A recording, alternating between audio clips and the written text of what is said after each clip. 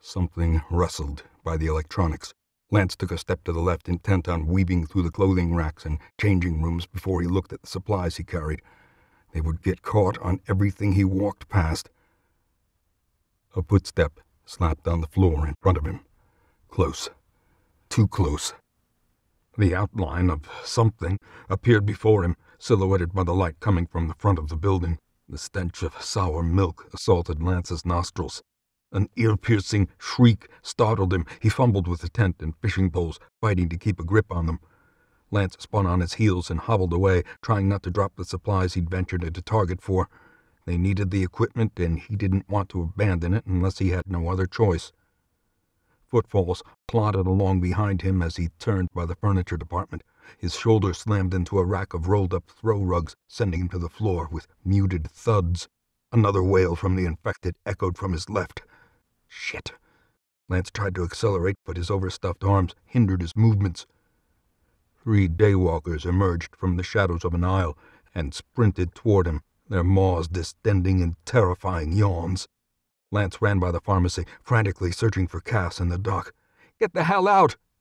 He didn't see either of them, so he kept going. His breathing grew labored as he neared the entrance.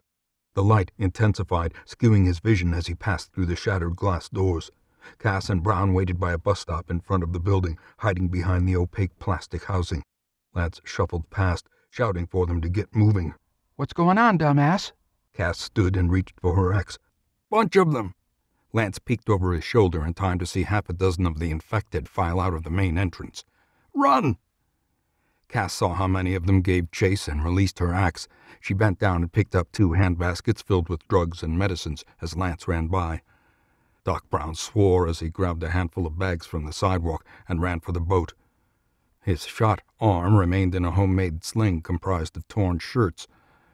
They crossed the parking lot slower than Lance wanted, weighed down by their supplies.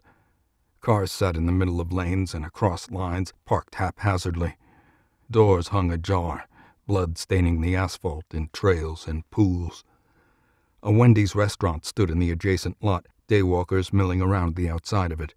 More of the infected staggered between the gas pumps of an Exxon station at the far end of the parking lot. Lance and Cass had made multiple trips to the gas station over the past week, filling gas cans to refuel the boat.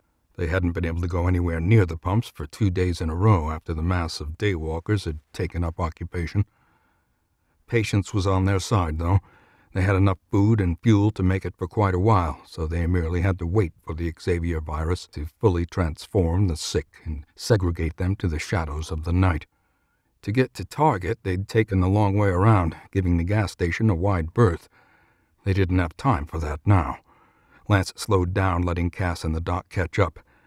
"We're going to have to run right past them," Lance huffed. Cass nodded. "Just stay as quiet as you can. We might be able to get right on top of them before they notice us." The boat wasn't visible from the parking lot, blocked by several buildings and a line of trees in front of the river. Lance hoped Eifert was paying attention. They wouldn't have time to wait for her to lower the drawbridge. A car alarm blared behind them. Lance looked over his shoulder and spotted a daywalker flopping on the hood of a Toyota, the lights flashing. Damn! He turned around to see the infected at the Exxon station already running toward them. The bleeding alarm would attract everything within earshot. Those by the Wendy's spun around and cried out, blind eyes working uselessly in their sockets. They stumbled forward, gaining speed as they crossed over the drive-through lane of the fast food restaurant. Lance swiveled his head around looking for a gap they might be able to squeeze through. He saw none. More parking lots rested off to their right, also filled with the newly infected. They were surrounded on all sides, with the victims of the Xavier virus closing in. Cass stopped running and dropped her baskets to the ground, reaching for her axe again. Brown stopped beside her. "Don't bother. We can't beat all of them." "We don't have to. I'm going to cut through the ones ahead. Stay close to me." Lance didn't like that plan. As tough as Cass was, he didn't think that the 2 of them could take out the 20 creatures in front of them. Not without getting bitten, anyway. He ran to the passenger side of a rusted Chevy Cavalier, peering into the window. Blood crusted the driver's seat and floorboard, trailing across the threshold of the open door.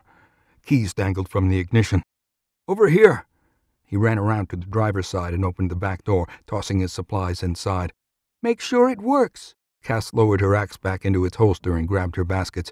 If we get in there and it doesn't start, we're screwed.